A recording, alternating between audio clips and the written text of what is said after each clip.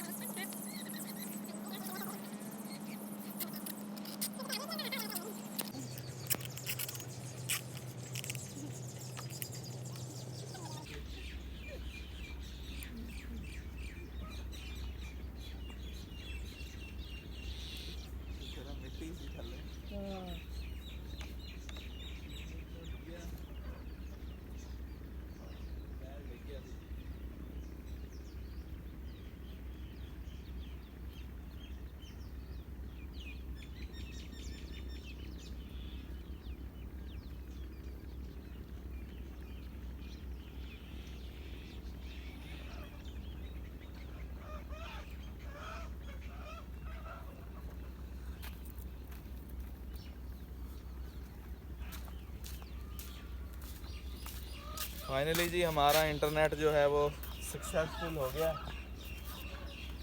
इस वक्त मैं स्पीड टेस्ट करता हूँ कितनी स्पीड आ रही है मेरे पास।